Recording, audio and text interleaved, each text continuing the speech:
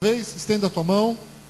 Senhor, mais uma vez, muito obrigado por tudo aquilo que o Senhor já fez e fará nesse lugar essa noite.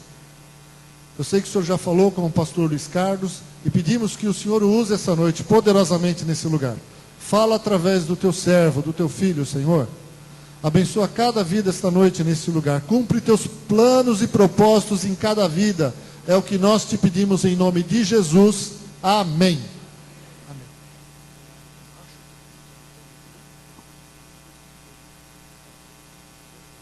Glória a Deus. Cumprimento a todos com a paz do Senhor, amém? Falou em comer 0800, é comigo mesmo.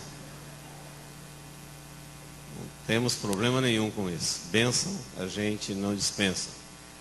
Queridos, é uma alegria poder estar aqui, rever muitos irmãos, conhecendo outros. É um privilégio que Deus nos proporciona. Os irmãos sabem que a gente está bem longe daqui e não é sempre que a gente pode estar presente. Mas o pastor Bugel fez uma programação lá na Manancial de São Vicente, de agradecimento a Deus pelo 3º aniversário. E nós estamos aqui desde quinta. Na sexta tivemos um culto lá em Praia Grande. No sábado na Câmara Municipal de São Vicente. No domingo de manhã estivemos com o pastor Luiz Carlos Aparício lá no Ministério da Reconciliação no Guarujá. Foi uma bênção também. No domingo à noite estivemos lá na Manancial de São Vicente. E na segunda estamos aqui. E amanhã eu vou voltar, senão eles mandam uma mudança. Preciso voltar, senão eles mandam uma mudança, falam não precisa vir mais não. Geralmente segunda noite é o dia de folga do pastor, né? Mas quando o pastor Bugel trabalhava com o Henrique falou assim, então o pastor está dando sopa aí na segunda-feira, por que ele não vem aqui? E aí começou, e já é a 3ª vez, e é um privilégio muito grande, pastor Evandro. Obrigado pelo carinho, obrigado pela oportunidade de estar aqui comungando com os irmãos. Nos sentimos felizes por isso, fazer parte e conhecer sempre o povo que vai morar no céu. Amém, queridos? Vamos ler a palavra de Deus. Eu convido você para abrir a sua Bíblia no Evangelho de João, no capítulo 4.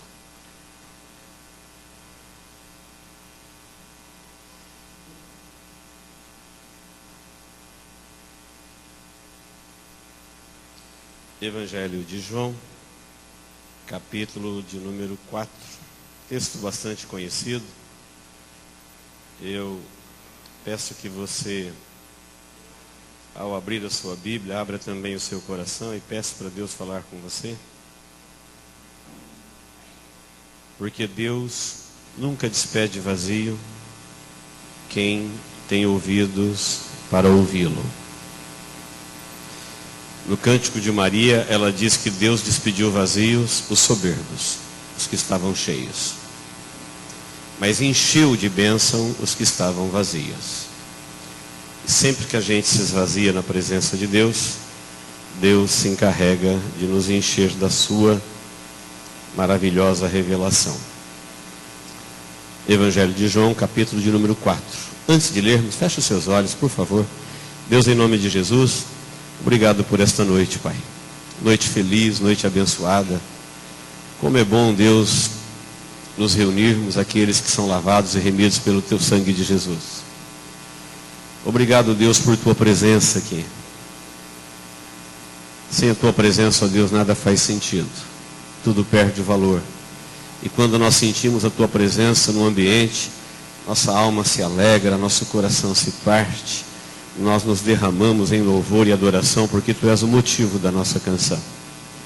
Obrigado, ó Deus, por esta comunhão, por este momento de louvor tão especial. Agora, ó Deus, nós reverentemente nos aquietamos, nos assentamos e abrimos a Tua palavra no nosso coração e Te pedimos, mais uma vez, use ela para falar conosco. Todo impedimento a ela, ó Deus, seja ele natural, espiritual, de qualquer sorte, sejam vencidos agora pelo poder que há no nome de Jesus. E que a Tua palavra nos alcance com poder e autoridade para cumprir em nós aquilo que lhe apraz. É no nome de Jesus que nós oramos. Amém. Você pode dizer amém? Amém. Amém. Evangelho de João, capítulo 4, diz assim, versículo 1. Quando, pois, o Senhor veio a saber que os fariseus tinha ouvido dizer que ele, Jesus, fazia e batizava mais discípulos que João, se bem que Jesus mesmo não batizava, e sim os seus discípulos. Deixou a Galileia, deixou a Judéia, retirando-se outra vez para a Galileia. E era-lhe necessário atravessar a província de Samaria. Chegou, pois, a uma cidade samaritana chamada Sicar, perto das terras que Jacó dera a seu filho José. Estava ali a fonte de Jacó. Cansado da viagem, assentara-se junto à fonte, por volta da hora sexta. Nisto, veio uma mulher samaritana tirar água. Disse-lhe Jesus: dá-me de beber, pois seus discípulos tinham ido à cidade para comprar alimentos. Então lhe disse a mulher samaritana: como sendo tu, judeu, pedes de beber a mim, que sou mulher samaritana? Porque os judeus não se dão com os samaritanos. Replicou-lhe Jesus: se conheceras o dom de Deus e quem é o que te pede, dá-me de beber, tu lhe pediria e ele te daria água viva. Respondeu-lhe ela: Senhor, tu não tens com que tirar, e o poço é fundo. Onde, pois, tens água viva? És tu, porventura, maior do que Jacó, o nosso pai, que nos deu o poço, do qual ele mesmo bebeu, e bem assim seus filhos e o seu gado? Afirmou-lhe Jesus: quem beber desta água tornará a ter sede. Aquele, porém, que beber da água que eu lhe der, nunca mais terá sede.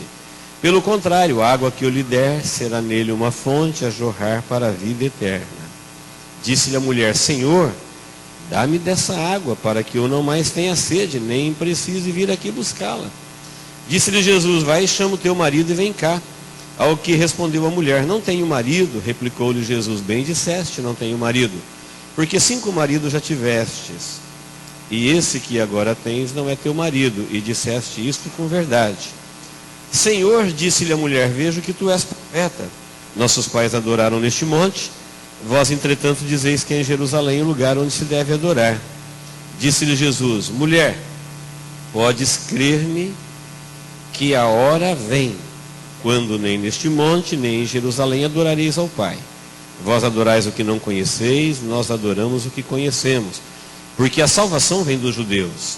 Mas vem a hora, e já chegou, em que os verdadeiros adoradores adorarão o Pai em espírito e em verdade. Porque são estes que o Pai procura para seus adoradores. Deus é espírito, e importa que os seus adoradores o adorem em espírito e em verdade. Eu sei, respondeu a mulher, que há de vir o Messias, chamado Cristo. Quando ele vier, nos anunciará todas as coisas. Disse-lhe Jesus: eu sou, eu que falo contigo. Neste ponto chegaram seus discípulos, se admiraram de que estivesse falando com uma mulher. Todavia, nenhum lhe disse: que perguntas ou por que falas com ela? Quanto à mulher, deixou seu cântaro e foi à cidade e disse àqueles homens: vinde comigo e vede um homem que disse tudo quanto tenho feito. Será este porventura o Cristo? Saíram, pois, da cidade e vieram ter com ele. Amém? Texto longo, texto conhecido, eu tenho certeza que você já ouviu, que você já o leu. E eu fiz questão de lê-lo todo. Não é possível a gente... Falando em tempo, deixa eu procurar um relógio, eu achei um lá. Não é possível, com o tempo que temos, a gente extrair toda a profundidade desse texto. Mas é um texto terapêutico, é um texto curador, é um texto maravilhoso. Nele Jesus faz profundas revelações para o seu povo. E eu quero convidá-los para nós meditarmos um pouco nele. Aqui Jesus nos ensina como ele alcança aqueles que a gente pode chamar de não naturalmente aceitos. Jesus era um não naturalmente aceito. Veja que a mulher, quando Jesus a cumprimentou, ela falou: como, sendo tu judeu, vem falar comigo, que sou uma mulher samaritana? Isso não existe. Judeu e samaritano não andam no mesmo caminho, não passam na mesma calçada, não se cumprimentam. Então, num primeiro momento, ela vê Jesus como inimigo. A conversa vai andando, ela vê que Jesus é um amigo. Mais para frente a conversa continua, ela percebe que Jesus é um profeta. E no fim, ela fala assim: eu encontrei o Salvador do mundo. É o Salvador, é o Messias que havia de vir. A nação de Israel não entendeu isso, a nação inteira, nem os religiosos que adoravam no templo, e a mulher chegou a essa conclusão. Jesus também não é um naturalmente aceito, porque ele é Deus, tem poder de Deus, mas ele se comporta como servo. Ele é dono de tudo e vive como quem não tem nada. Ele poderia ter o mundo a seus pés, mas é ele que está atrás de lavar os pés das pessoas que estão no mundo. Isso coloca Jesus na contramão da humanidade. Nós estamos acostumados com o contrário, nós estamos acostumados com gente que é escravo, que não tem absolutamente nada, nem a vida, mas pensa que é Deus. Isso nós sabemos do que se trata, é do ser humano. E Jesus, ele é diferente disso. E neste texto, nós vamos ver Jesus conversar com uma mulher que também não é naturalmente aceita. Coitada, ela teve 5 maridos. E agora ela está com outro que não é marido, ele ainda não é oficializado. E num primeiro momento você não vai pensar nada legal dessa mulher samaritana. Falar, ela não é boa bisca. Essa mulher deve ser espoleta. Porque olha, 5 oficiais. E já está num 6º. Mas se você olhar para um outro lado, será que não é alguém marcado pelo sofrimento, acreditou 5 vezes num sonho, pela 6ª vez não desistiu de ter uma família? Quem já passou pela experiência de um casamento e viu ele ruir, sabe o estrago que isso faz dentro da pessoa. É um óbito. Ninguém sai rindo. Ela não era uma mulher naturalmente aceita. E Jesus vai conversar com ela. E nós vamos ver um pouquinho dessa conversa. Tudo começa, o nosso cenário começa, quando os fariseus ficaram sabendo que Jesus batizava muita gente, que seus milagres ajuntavam uma multidão. Não era Jesus que batizava, eram os seus discípulos. E os irmãos sabem, milagre atrai muita gente, e muita gente atrai os líderes, aqueles que gostam de se aparecer, os atravessadores, os líderes da contenda. Multidão geralmente não atrai boa coisa. E quando os fariseus se interessaram pela multidão, Jesus pegou seus discípulos e falou assim: olha, vamos embora daqui, vamos lá para a Judéia. E diz o texto que era necessário passar por Samaria. Se você entende um pouquinho da geografia bíblica, ou se você pesquisar, você vai chegar à seguinte conclusão: não era necessário passar por Samaria. Porque para ir para Samaria tinha que pegar o caminho dos samaritanos. Nenhum judeu pegaria o caminho dos samaritanos. Quer dizer que João está escrevendo uma coisa que não é? Não, João está dizendo que é necessário. Mas não era uma necessidade geográfica, era uma necessidade espiritual. Jesus queria passar por Samaria. Ele era guiado pelo Espírito. Ele era movido pelo Espírito. E pelo Espírito ele falou: eu quero passar em Samaria. É uma necessidade. Então não era uma necessidade geográfica. Caminho para ir aonde ele queria ir, mais curto seria o caminho dos judeus. E não dos samaritanos. Seria um caminho mais seguro, sem problema, sem arrumar encrenca no caminho, porque eles não se davam mesmo. Isso vinha de longe. Lá do reino dividido, das 10 tribos do reino do norte, que se dividiu dos filhos de Salomão com as 2 tribos do reino do sul. E o assunto é longo, nós não vamos entrar por aí. Então era uma necessidade ir para Samaria. E quando ele chegou em Samaria, ele chegou na cidade de Sicar, que é a antiga Siquém, aquela que Jacó deu a José.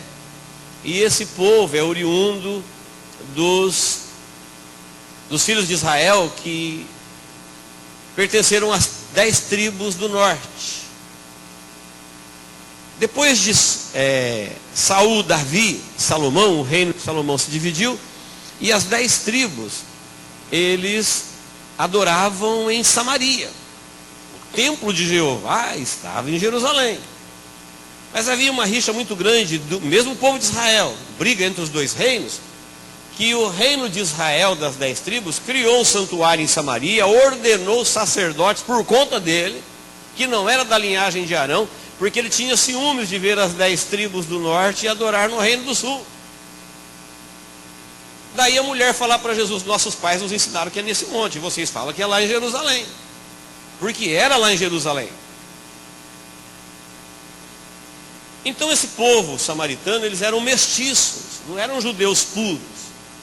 Eram descendentes de judeus que se misturaram com gentios, e eles eram mestiços, portanto odiados dos judeus e odiavam também os judeus. Eles não ofereciam a comunhão um ao outro. Ninguém diria um para o outro shalom. Quem está me entendendo? Diga amém. Quem promete não dormir, diga amém. Promessa é dívida, eu estou vendo você daqui, tá? Você vai ver que o assunto nos abençoa. Quando Jesus chega cansado neste lugar, ele encontra uma mulher que foi tirar água na fonte de Jacó. Uma fonte de 4.000 anos. Estava lá dando água. Viu como o poço era bom? A mulher tinha razão. Essa mulher, ela é brilhante. Quem fez um pensamento pejorativo dela vai mudar de ideia hoje. Quando ela falou para Jesus: você tem alguma coisa melhor que isso daqui? Isso aqui tem 4.000 anos, Jacó bebeu daqui. Seus filhos, seu gado. Que conversa é essa de vida de água que nunca mais dá sede? Jesus chega lá e encontra a mulher na hora sexta. Quem sabe quando é a hora sexta? Diga amém. Meio-dia. Por que essa mulher está na fonte meio-dia? Nenhuma mulher vai para a fonte meio-dia. Meio-dia o sol está a pino, meio-dia muito calor, meio-dia muito perigoso, porque uma mulher na fonte vai ficar sozinha. As mulheres vão de manhã, no frescor da manhã, ou à tardinha, no frescor da tarde, nunca ao meio-dia. Ela excluiu o grupo ou o grupo excluiu ela? Será que foi o grupo que rejeitou ela porque ela tinha 6 casamentos no currículo? Ou será que ela era uma mulher brilhante e não aceitava o jeito medíocre das mulheres samaritanas viver? Era uma mulher que tinha uma mente além do seu tempo, uma mulher com personalidade própria, uma mulher com definição, uma mulher com conhecimento que não aguentava a ladainha do dia a dia. Ela excluiu o grupo ou o grupo excluiu ela? Vamos continuar com o texto que você vai chegar a uma conclusão. Aí Jesus olha para a mulher e diz assim: dá-me de beber. Ela diz: como? Sendo tu judeu, pede para mim, que sou mulher e samaritana, dá-me de beber? Primeiro que um judeu não aborda uma mulher. Segundo que Jesus é um mestre não tem discípula. Na época de Jesus não, só discípulo. Nenhuma mulher se assentaria aos pés do mestre. Foi por isso que Marta falou para Jesus: Senhor, manda Maria me ajudar. O que Maria está fazendo aí? Ela não é discípula? Não tem discípula? Maria tinha que estar na cozinha. E Jesus muda o conceito machista daquela geração e fala assim: olha, Marta, está preocupado com muitas coisas, e Maria escolheu a melhor parte. Deixa ela aqui. Deixa ela aqui. E ela sabia que se um judeu bebesse numa caneca, que não tinha caneca na época, era um vaso de barro, uma cuia. Se um judeu bebesse numa cuia de samaritano, ele ficava 40 dias imundo, cerimonialmente impuro. ele não podia adorar, ele não podia comungar, ele não podia ir para o sábado no templo. Era 40 dias, não é só de disciplina, não, era considerado espiritualmente imundo. Era a lei. E ela cita a lei dos judeus. Essa mulher é brilhante mesmo. Ela falou: você está querendo ficar 40 dias imundo? É isso mesmo? Você esqueceu que você é homem, eu sou mulher? Homem não aborda mulher na fonte? Você esqueceu que você é judeu e eu sou samaritana? Isso não... Você quer ficar 40 dias imundo? É isso mesmo? Aí Jesus diz para ela assim: se você soubesse do dom de Deus, e quem é que está te pedindo, dá-me de beber, você me daria dessa água, e eu te daria uma água que você nunca mais teria sede.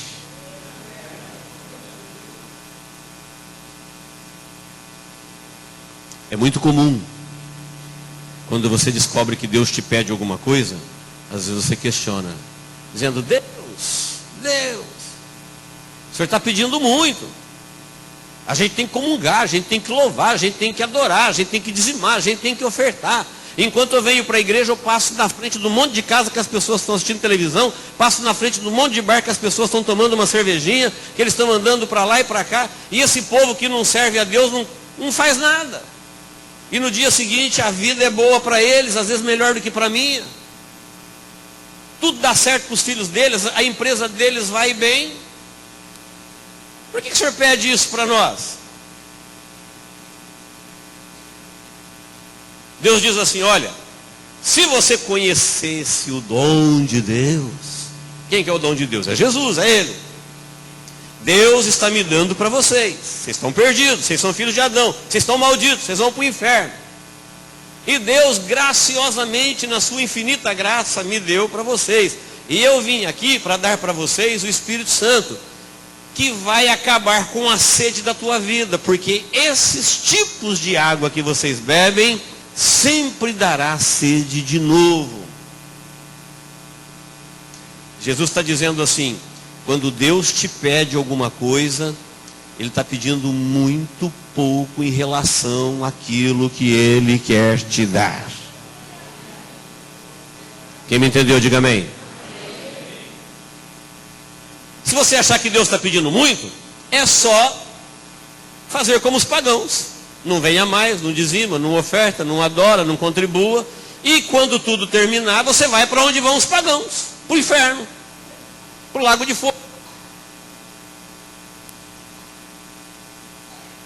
Deus não os chama aos compromissos porque eles não querem se comprometer com Deus.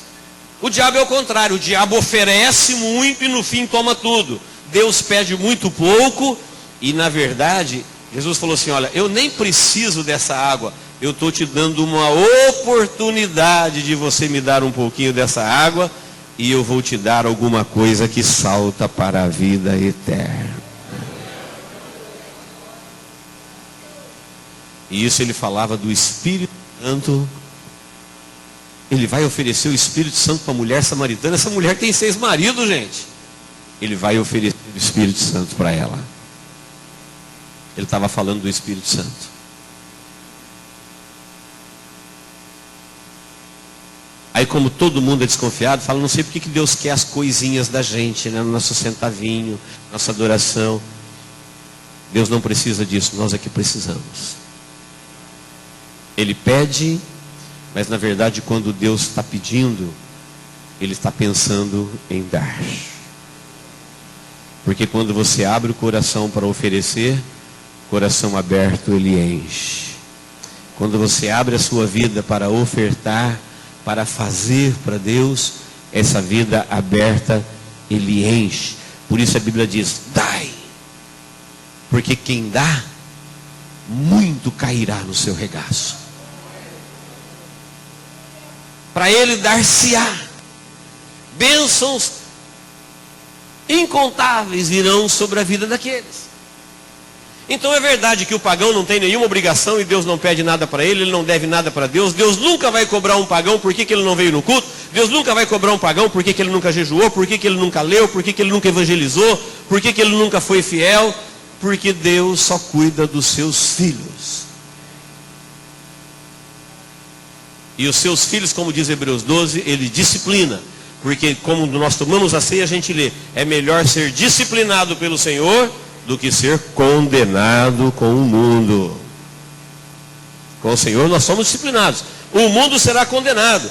A mulher, quando ouviu isso, falou assim: Senhor, você não tem corda.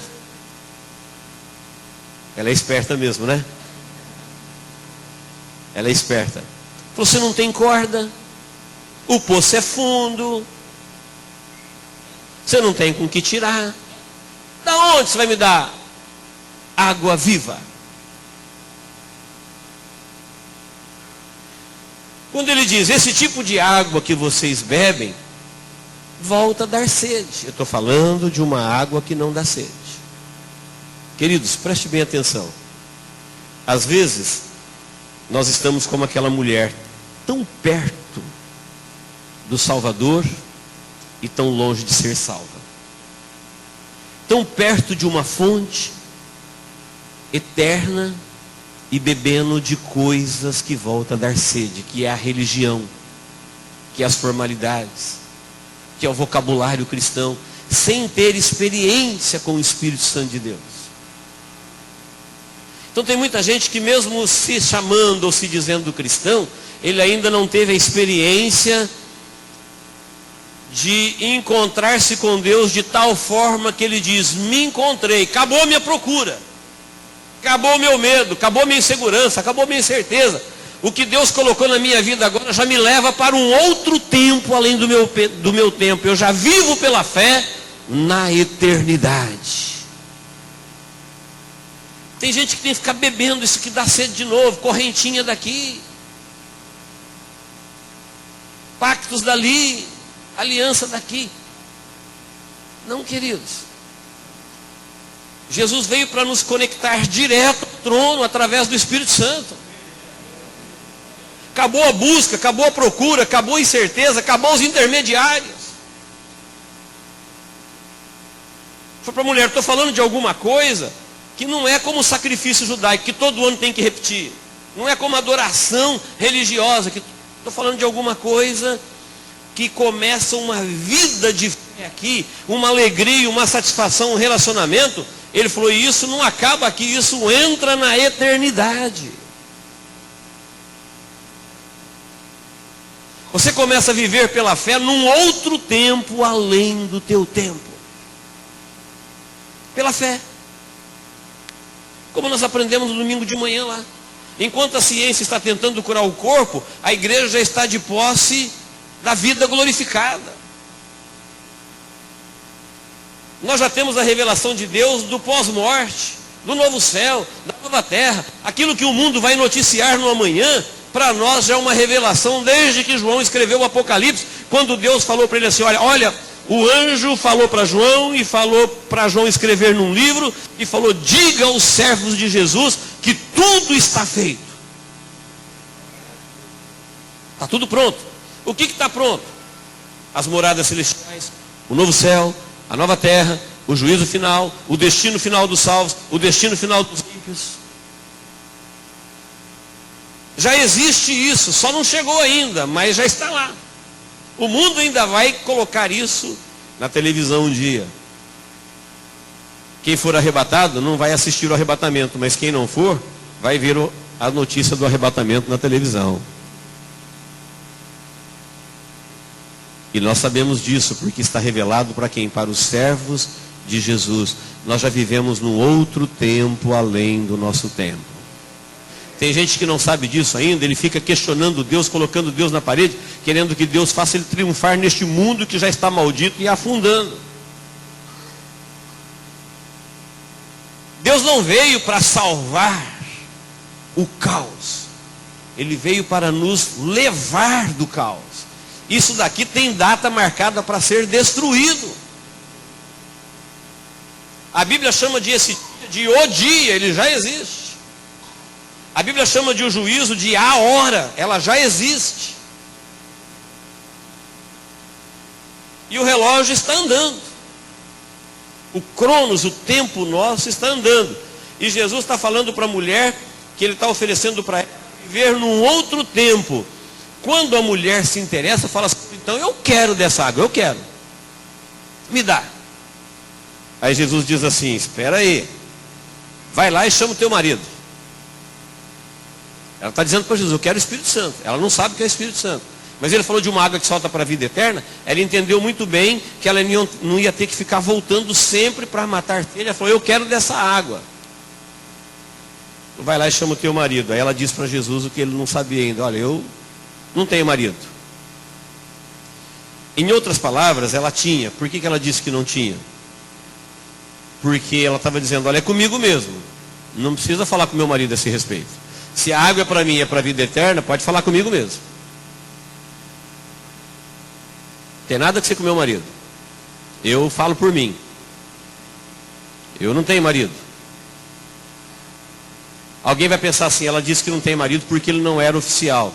Não é. Ela era uma mulher firme. E quando Jesus disse para ela assim, isso você disse bem, você já teve 5, e o que você tem agora não é teu. Para ela ter 5 maridos, significa que ela teve 4 casamentos que os maridos deram um divórcio. Ela não poderia contrair um segundo casamento se ela não tivesse uma carta de divórcio. Se ela o contraísse, ela seria apedrejada. Ela morreria. Então esta mulher casou por 4 vezes. E por 4 vezes os maridos deram a ela a carta de divórcio. Isso prova que ela era uma mulher brilhante, porque o judeu não daria se ela tivesse a menor conduta de imoralidade. Ele não daria. Ela era uma mulher que cuidava muito bem da sua moral. Tanto é que ela teve 4 casamentos, onde qualquer passo em falso neste assunto, ela morreria apedrejada sem misericórdia. E teve 4 homens na vida dela, que não conseguiu conviver com ela. Não foi um temperamento fácil, era uma mulher que sabia muito das coisas, ela não se dobrava facilmente, como ela disse para Jesus, é comigo mesmo, pode falar.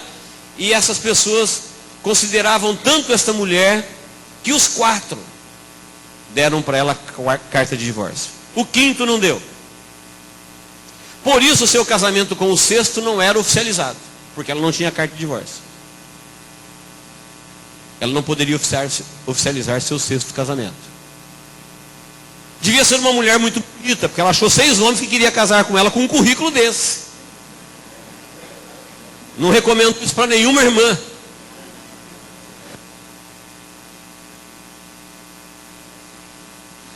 Era uma mulher interessante, porque olha, 6 homens quiseram casar com ela. E o 6º agora ainda, sabendo que ela não estava legalizada para oficializar um relacionamento. Não sei por que motivo, o 5º casamento dela não liberou ela.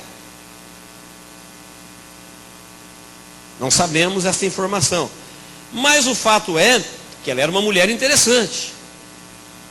Ela devia ter valores morais, ela devia ter uma conduta social, ela devia ter uma postura que não faltou homem querendo casar com ela, assumir ela, pagar o dote por ela, dizer é minha esposa. Tivesse ela o menor deslize moral, isso não aconteceria na segunda vez.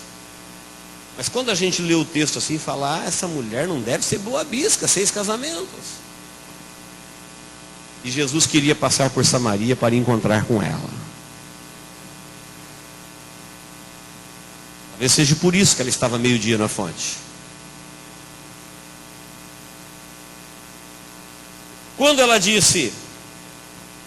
Quando Jesus disse para ela, disseste com verdade, e já teve 5, que você tem agora não é seu.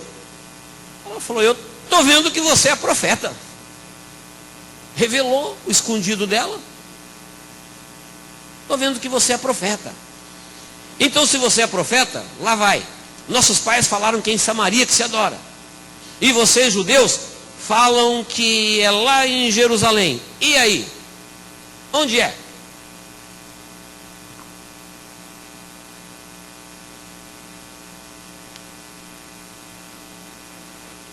Jesus vai fazer a segunda revelação bombástica na vida dela. A primeira foi quando ela disse assim: és tu maior do que o nosso pai Jacó? Ele disse: sou. Sou. Porque quem toma essa água volta a ter sede. A água que eu estou falando, quem toma nunca mais terá sede. Sou maior do que Jacó, sim. A outra revelação é que ele vai dizer para ela o seguinte: olha, vocês adoram o que não sabem. Tem gente que pensa que Jesus era só paz e amor, né? Jesus não era um pregador só paz e amor, não. Ele dava lambada. É só lembrar o que ele fez no templo com o chicote. Jesus falou na cara para ela assim: olha, vocês adoram o que não sabem. Você quer saber de uma coisa, mulher? A salvação vem dos judeus.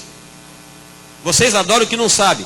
E nós lá, judeus, adoramos o que sabemos. O reino do norte se desviou da verdade. Por isso as 10 tribos do reino do norte se perderam.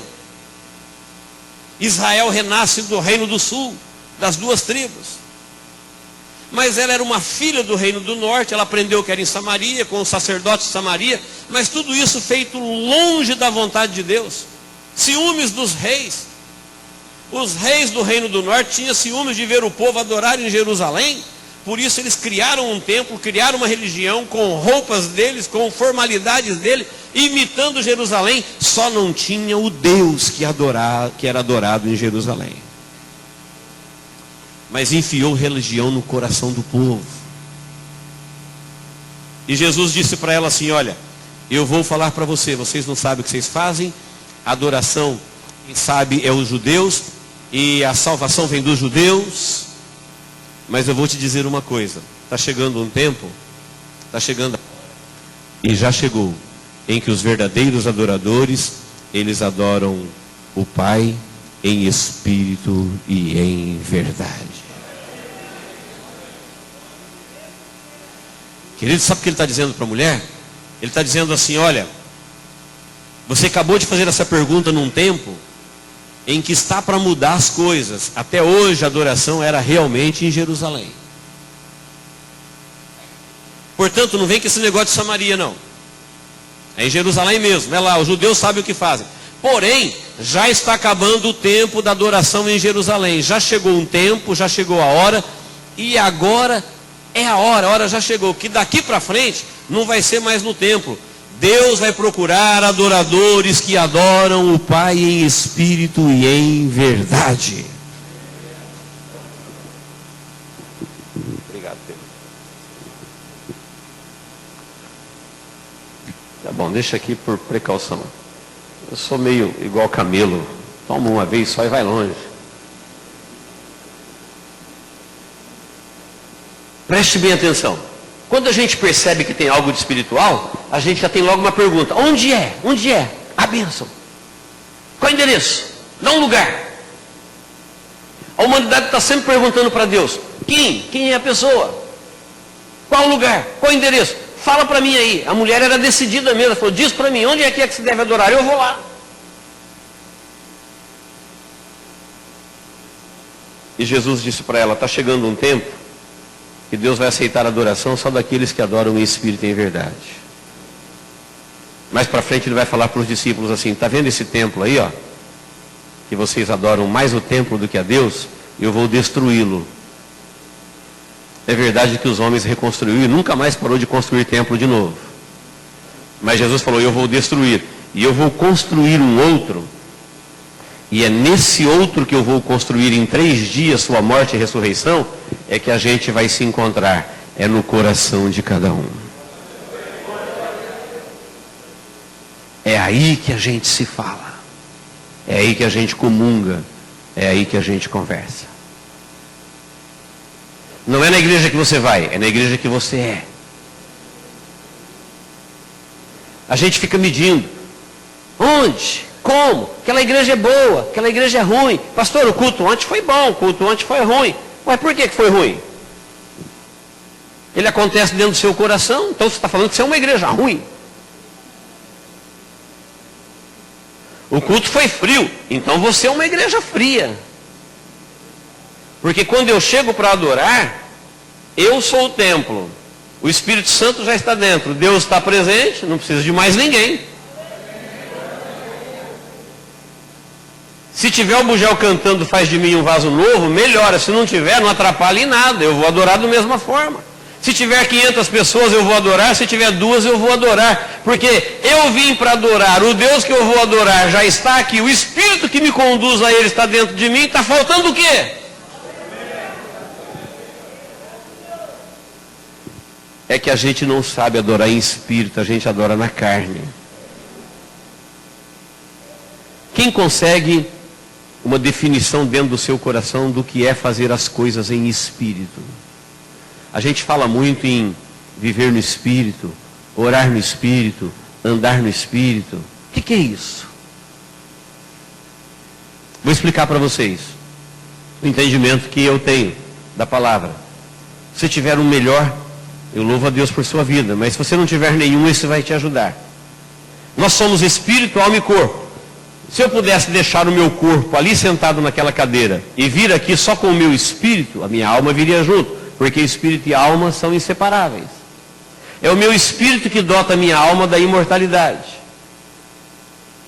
Então, se eu ficasse aqui só com o meu espírito, eu teria a minha fé, a minha consciência de existência, eu teria os meus sentimentos, eu teria as minhas emoções. E o que ficou ali na cadeira?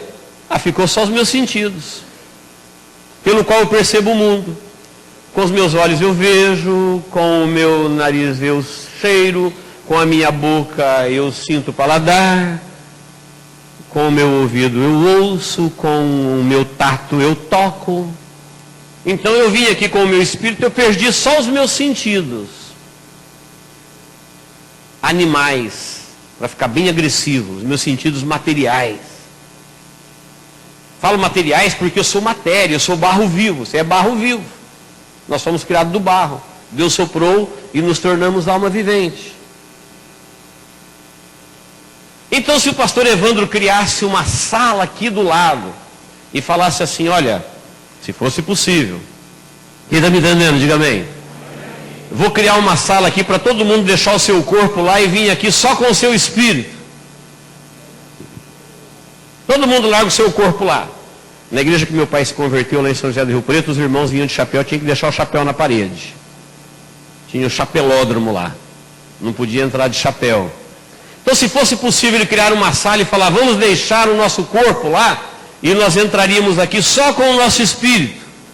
Sabe o que aconteceria? Não teria mais macho e fêmea, que não tem espírito e espírita. Não teria mais rico e pobre, preto e branco, gordo e magro, feio e bonito, famoso sem fama, bonitão e feião. Preste bem atenção. Você imaginou como seria lindo? Nós seríamos iguais. Todos com o mesmo valor.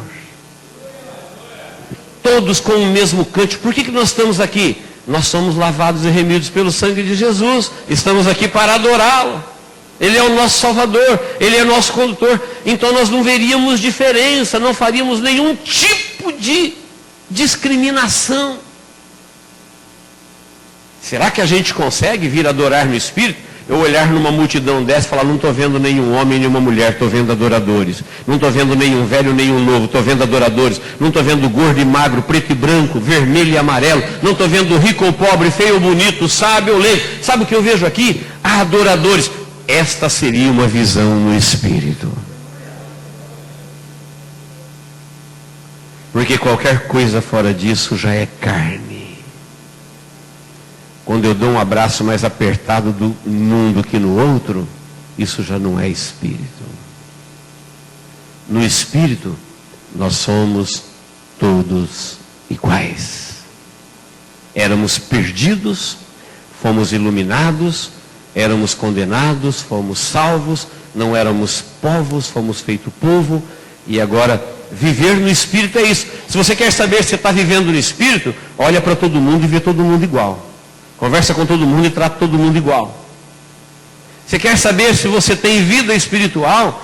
Tenta praticar isso. Fala, para mim todo mundo é igual. Eu não estou vendo homem, mulher, grande, pequeno, rico ou pobre, mais ou menos igual Jesus disse. Quer saber como é que funciona no reino dos céus? Olha aqui, traz essa criança aqui. Ele falou, olha, tem que ser igual a ela. É assim que uma criança vê o mundo. Criança beija bonito, beija feio, vai no colo de qualquer um. Ela não está nem aí.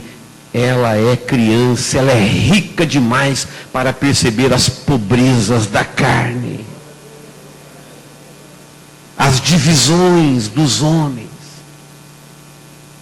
Se você colocar uma criança rica e uma criança perto junto, elas brincam. Aqui é rica, não sabe que é rica, porque ela é pobre, por ser criança. E aqui é pobre, não sabe que é pobre, porque ela é rica por ser criança. E Jesus falou, sabe como é que funciona o reino dos céus? É assim. Quer servir a Deus no reino do céu? Seja como uma dessas crianças.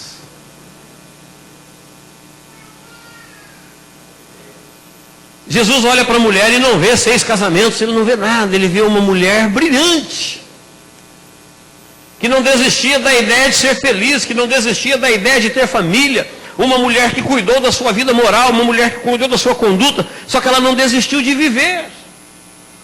Quando eu disse que Deus está curando uma pessoa não naturalmente aceita, porque é muito fácil você fazer parte desse grupo que não é naturalmente aceito. É só você ficar doente. É só você não ser de uma raça popular. É só você ser muito pobre. É só você não ter muito conhecimento. É só você não casar. Passou a idade de casar, não casou, alguém já fala. Já não é naturalmente aceito. É só você extrapolar um pouquinho acima do peso, alguém já fala,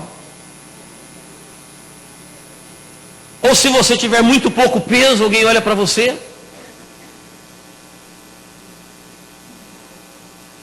Se o teu filho teve um problema com droga, alguém olha para você e fala. Se você sofreu algum revés na vida, financeiro, social, de saúde, emocional, sentimental, psicológico, espiritual, se a igreja ficou sabendo que você teve uma queda espiritual, você sai do grupo dos naturalmente aceitos. Se você não casou, se você descasou, se casou de novo. As pessoas que às vezes não têm a menor ideia do que é um casamento, já vão colocar você no grupo dos não naturalmente aceitos, por qualquer motivo. Quando na verdade um verdadeiro casamento é quando 2 vivem um para o outro e os 2 para Deus. Foi isso que Deus fez no Éden. Foi isso que Jesus disse para os religiosos. Ele falou, não foi isso. Alguém falou, não, mas Moisés. Ele falou, Moisés não. No princípio não foi assim. Moisés fez isso por causa da dureza do vosso coração. Então Deus tolera. Mas sabe o que Deus fez no começo? Um para o outro e os 2 para Deus. Qualquer casamento que ele não esteja com ela por causa dela, ela não esteja com ele por causa dele, e os 2, um com o outro por causa de Deus, esse casamento precisa de cura. Esse casamento está precisando de saúde. E Jesus olha para a mulher que provavelmente devia ser rejeitada do grupo, ou ela rejeitou o grupo por causa da mentalidade do grupo, e diz para ela, vai lá e chama. Quando ele fala, e ela fala, estou vendo que você é profeta, e pergunta, como? Ele faz essa profunda revelação. Deus agora está procurando gente que consegue adorá-lo em espírito, porque ele é espírito, e em verdade, porque ele é verdadeiro. Quando Deus acha alguém que adora ele em espírito e em verdade, ele diz assim, eu estava procurando por você.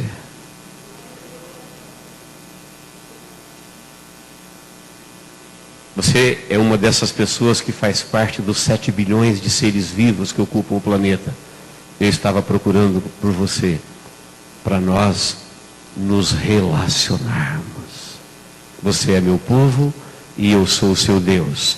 Você fala e eu te ouço, e eu falo e você me ouve. Olha, mulher, chegou um tempo que a partir de agora, Deus procura. Pode crer-me, vem a hora, e a hora já chegou. A partir de agora, nós temos que avaliar o nosso cristianismo pela revelação de Jesus. É verdade que Jesus destruiu essa igreja que os homens construíram de novo, e eles estão destruindo a igreja que Jesus construiu, que é no coração das pessoas. Foi a nossa mensagem de sábado lá na Câmara. Esse sistema religioso,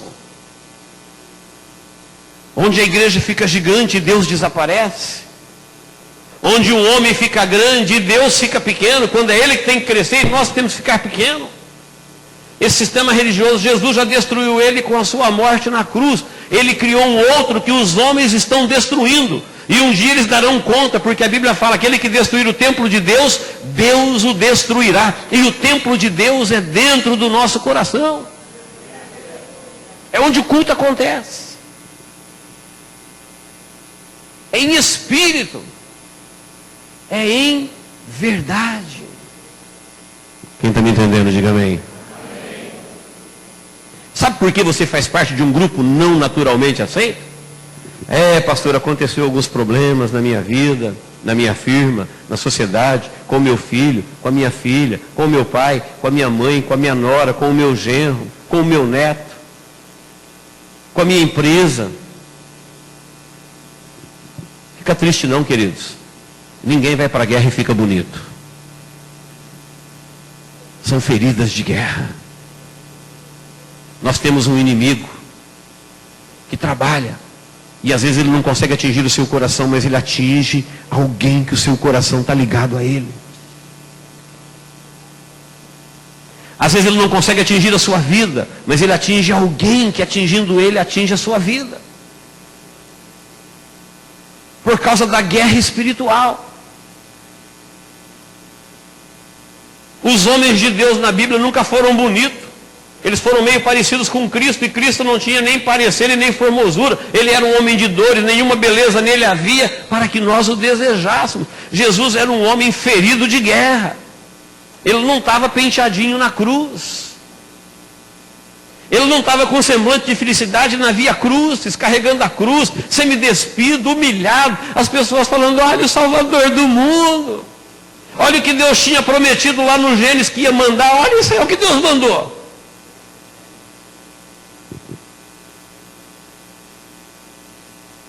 Talvez Maria tivesse vergonha de falar para as suas vizinhas que o filho dela nasceu numa cocheira. Talvez Maria tivesse vergonha de contar para as suas amigas que ela ficou grávida e não era de José. Se ela falasse assim, olha, foi o Espírito Santo de Deus que me deu uma experiência ímpar, ninguém ia acreditar. Por isso a Bíblia diz que ela guardava silêncio no seu coração. Só ela sabia o que estava acontecendo entre ela e Deus. Lá no coração dela havia vida espiritual e vida verdadeira. Paulo, quando recomenda, eu quisera que vocês fossem como eu, ele diz, exceto nas minhas prisões. Ele está dizendo assim, eu queria que vocês tivessem a revelação que Deus me deu, eu queria que vocês tivessem a alegria que eu tenho no Espírito, eu queria que vocês tivessem a comunhão que eu tenho com Deus. Eu não gostaria que vocês fossem prisioneiros como eu fui. O currículo de ex-prisioneiro não pega bem para um pastor. Está aqui o nosso irmão ex-Saulo. Vixe. Não, mas agora ele é Paulo. Estava preso até esses dias. Inclusive ele está com um guarda acorrentado nele aqui. Porque Paulo tinha uma liberdade condicional. Ele saía da prisão, mas ele ficava preso com um guarda. Ele falou assim, eu acredito que Deus prendeu eles de mim para me converter eles. Feliz desses guardas que estavam escalados para acompanhar Paulo na prisão. E quando ele fala assim, eu quisera que vocês fossem meus imitadores, porque se vocês me imitarem, vocês estão imitando Cristo, porque eu sou um imitador de Cristo. Paulo falou, eu não estou aqui para causar. Eu não estou aqui para fazer e acontecer. Ele falou, não sou nada, eu só sou uma cópia, eu estou imitando o Cristo. E quem quiser me imitar, não está imitando a mim, está imitando o Cristo. Eu quisera que vocês fossem como eu, exceto nas minhas prisões. Não queria que vocês carregassem isso aqui, ó, algemas. Mas sabe por quê? Porque ele era um soldado. E talvez, queridos, por causa da sua fidelidade, por causa do nome de Jesus, para manter a sua fé, para manter o seu testemunho, talvez você não vai ficar bonito. Você vai sofrer alguns ferimentos nas batalhas da vida. Você vai ver queridos, às vezes, sendo atingidos e mexer com o teu semblante, com o brilho dos teus olhos. E talvez isso tire você do grupo dos naturalmente aceitos, dos bonitos. Mas fique sabendo, Jesus sabe exatamente onde você está, como está e por que está. Ele trata a ferida daqueles que não são naturalmente aceitos. Porque ele desfez o problema racial, para Deus não tem raça. Ele desfez o problema cultural, não tem cultura. Ele desfez o problema social, para Deus não tem rico e pobre, todo mundo é igual. Todo tem o mesmo valor, o valor do sangue de Jesus Cristo. Para Deus não tem velho e novo, Ele dá a todos a vida eterna.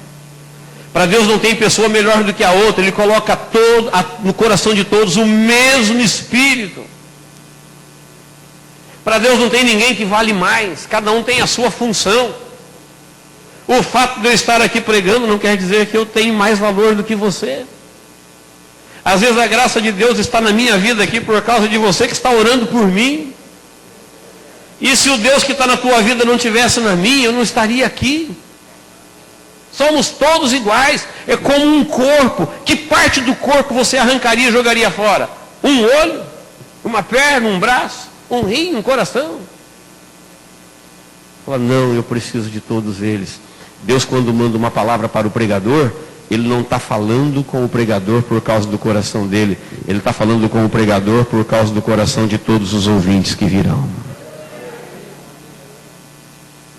Quando o pregador não sabe ainda quem vai assentar na cadeira, Deus já conhece cada um deles. Deus sabe de onde você veio, quantos quilômetros você andou, quanto custou, você que veio do trabalho, você que gastou gasolina, você que enfrentou a chuva, você que se perdeu no caminho como eu. Deus sabe o quanto custou para você estar aqui. E Ele já sabia que você estaria aqui. Esse momento é inédito para nós, mas Deus já sabia antes da gente nascer que hoje nós estaríamos aqui. E Ele cura esses não naturalmente aceitos, marcado pelas guerras da vida. E essas feridas, quando Deus trata, vira cicatrizes. Todo mundo sabe o que é uma cicatriz? É uma coisa que um dia já doeu, não dói mais. Foi curado. Aquilo que hoje está doendo em você, que é uma ferida, Deus pode te curar hoje, amanhã será uma cicatriz. Você vai falar, marcou? Marcou. Eu fui para o grupo dos não naturalmente aceitos? Fui. Mas Jesus me curou, não dói mais. Não dói mais. Por quê? Porque Deus procura os que adoram em espírito e em verdade. Que hora que os irmãos vão embora, pastor? Os irmãos aguentam mais 5 minutinhos? Amém?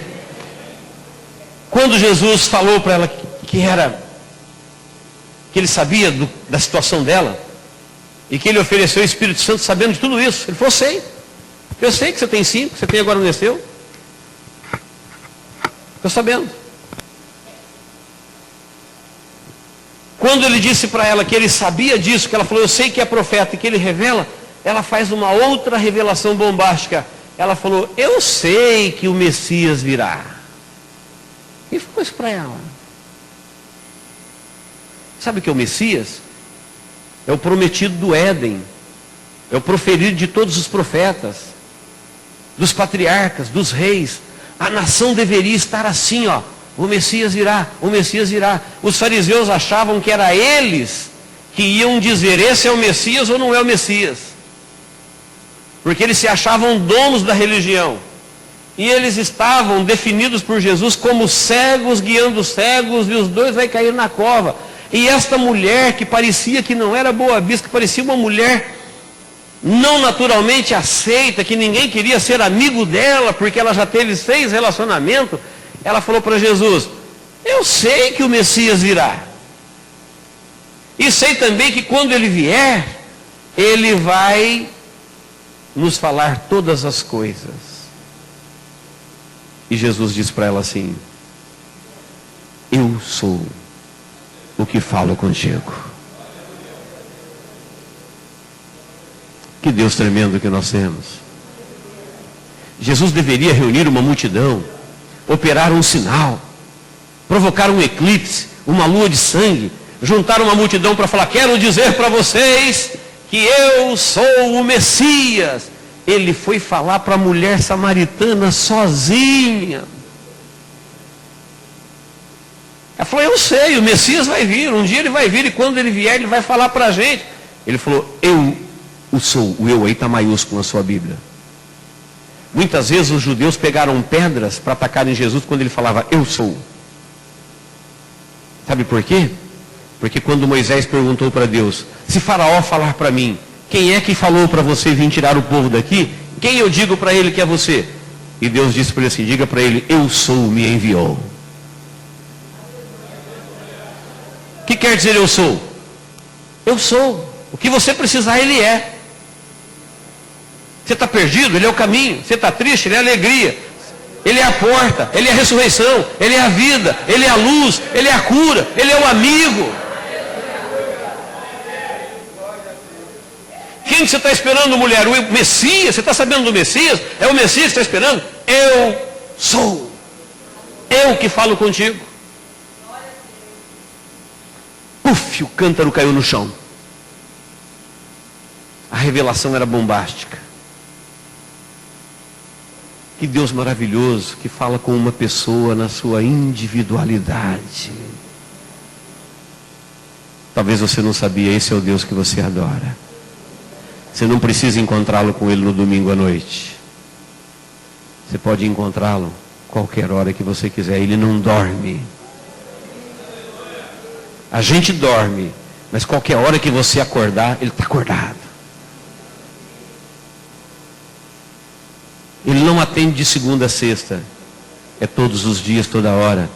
É o amigo onipresente. É o Salvador onipresente, onipotente.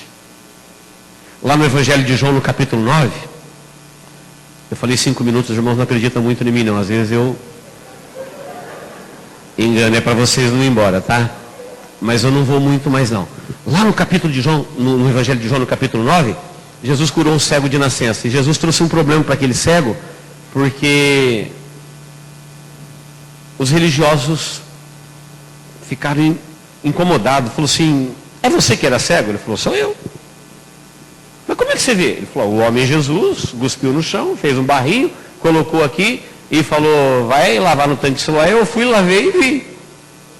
É o único cego de nascença que Jesus curou. Todos os outros cegos eram cegos que ficaram cegos. Só teve um, de João 9. É como se Jesus, o homem não foi feito do pó da terra, cego de nascença é defeito de fabricação.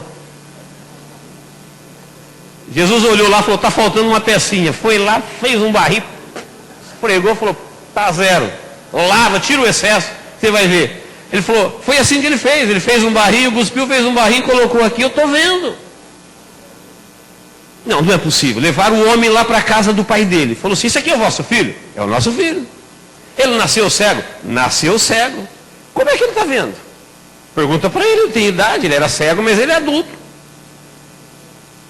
Porque os pais tinham medo de ser expulso da sinagoga. Para um judeu, ser expulso da sinagoga é a mesma coisa que romper com o Deus Jeová. Se alguém perguntasse para o cego: você quer ver ou ser expulso da sinagoga? Ele diria: eu prefiro ficar cego do que ser expulso da sinagoga. Eu não quero ver e perder a comunhão com Deus. Não vai me adiantar nada ver. E os judeus fizeram essa guerra, foram falar com os pais dele, falou com ele, por último expulsaram o homem da sinagoga. O homem que estava alegre porque era cego de nascença, agora estava vendo, estava lá numa tristeza profunda porque foi excomungado da comunhão com Jeová. Aí Jesus encontra com ele, põe a mão nos seus ombros e diz assim: você crê no Filho de Deus? Ele falou: quem é ele, Senhor, para que eu creia? Ele falou: você está falando com ele.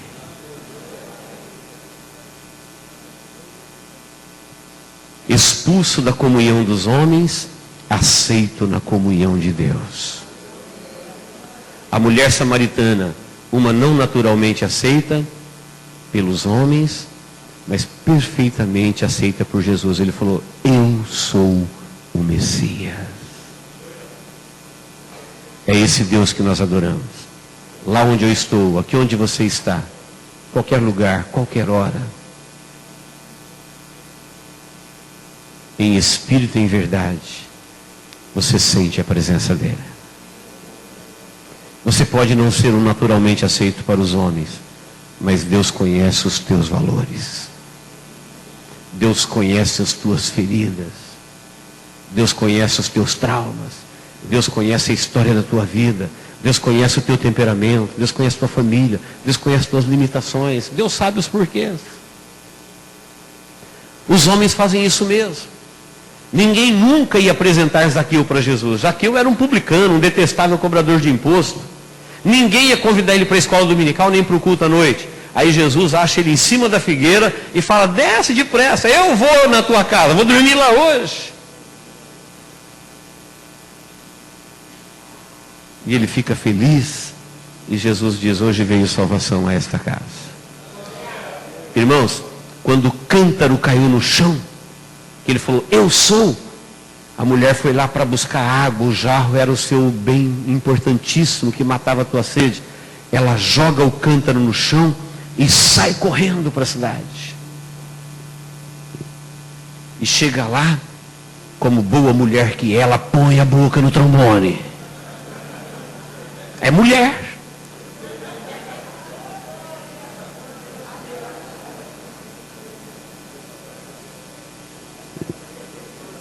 Para pegar a água na fonte, ela não queria estar junto com ninguém. Mas algo aconteceu na vida dela agora, que ela saiu falando para todo mundo: eu encontrei o Salvador do mundo, o Messias. E ela fala, e ela fala, e ela fala. Ela que vivia enclausurada ao meio-dia, pegando água, o sol a pino. Agora ela conta para todo mundo e vem uma multidão para ouvir Jesus. E Jesus fica com eles 2 dias. E depois de 2 dias, os homens daquela cidade diz para ela: ó mulher, agora já não é mais por tua fala. A gente veio aqui, olha como a mulher era importante, ela arrastou uma cidade. Agora fala para mim, essa mulher tinha respeito ou não tinha onde ela morava? Uma mulher que está no 6º casamento, ela podia não querer as pessoas por perto dela, mas quando ela chegou lá e abriu a boca dela, uma cidade inteira acompanhou ela para ver o que estava acontecendo. E depois de 2 dias que eles ouviram Jesus, eles disseram: ó mulher, agora não é mais porque você falou, agora nós sabemos, este aqui é o Salvador do mundo. Como é que o encontro com Jesus faz uma pessoa não naturalmente aceita se tornar um canal de bênção para uma cidade? Porque aquela mulher era verdadeira.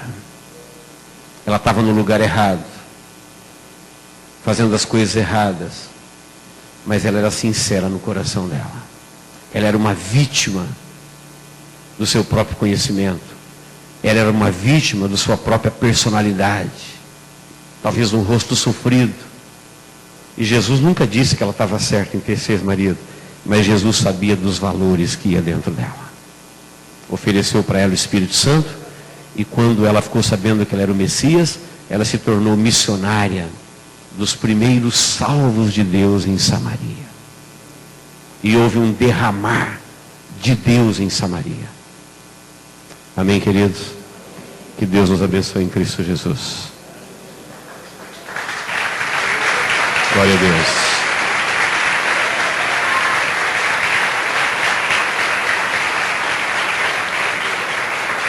Posso orar, pastor? Vamos ficar de pé? queria que o pastor Evandro já viesse para cá, mas eu queria encerrar orando com você. Glória a Deus. Curva a sua cabeça. Feche os seus olhos. Oh, glória a Deus. Aleluia, Senhor. Nós podemos sentir a presença de Deus neste lugar.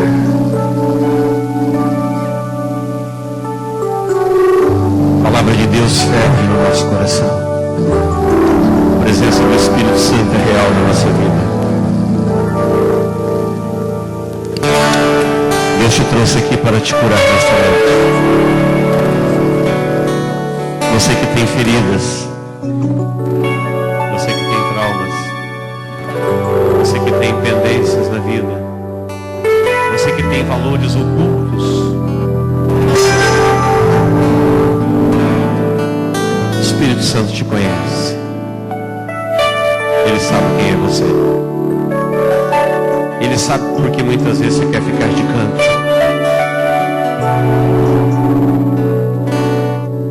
Às vezes com vergonha.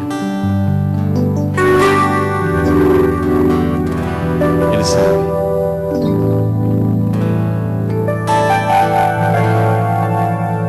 Ele quer mudar isso hoje. Deus, em nome de Jesus, nós estamos na tua presença.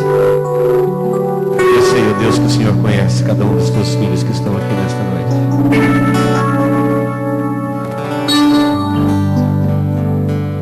Eu quero te pedir, Deus, assim como o Senhor entrou na história da vida da mulher samaritana, entra, Senhor, na história da nossa vida.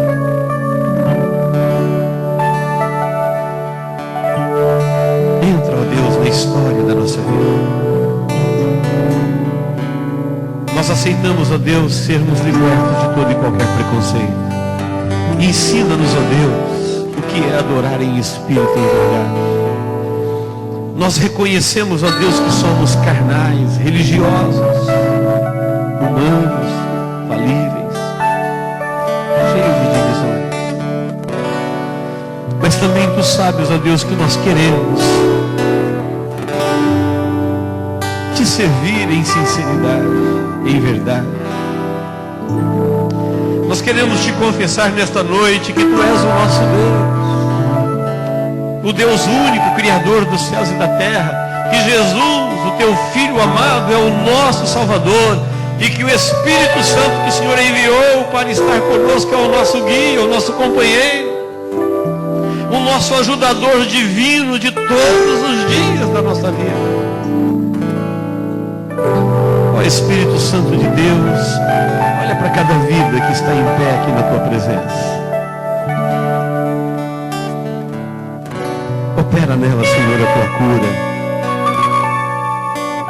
Cura as feridas, cura os traumas. Liberta o teu povo do passado. Liberta o teu povo, ó Deus, de qualquer sentimento destrutivo, de qualquer natureza. Que venha, ó Deus, a cura maravilhosa, poderosa do teu Espírito Santo, restaurando, ó Deus, por completo a vida de cada um dos teus adoradores que estão aqui nesta noite. Deus, é no nome de Jesus, para a glória do teu nome, que nós oferecemos a nossa vida, para que o teu Espírito Santo opere nela, Senhor. Em nome de Jesus, ó Deus, nos ensina cada dia, aqui dentro do nosso coração, no nosso momento de comunhão, no nosso momento de oração, de louvor, de adoração. Ensina-nos, ó Deus, a sermos verdadeiros e a fazermos em espírito, para que o teu nome seja glorificado na nossa vida, Pai. Em nome de Jesus. Em nome de Jesus nós oramos, ó Deus. Amém. Diga comigo, Deus, na minha vida, eu te peço, opere nela e me transforme em um adorador que te adora em espírito e em verdade. É assim que eu quero viver. É assim que eu quero te adorar. Por isso eu te peço, faça isso em mim, em nome de Jesus. Amém. Deus te abençoe em nome de Jesus.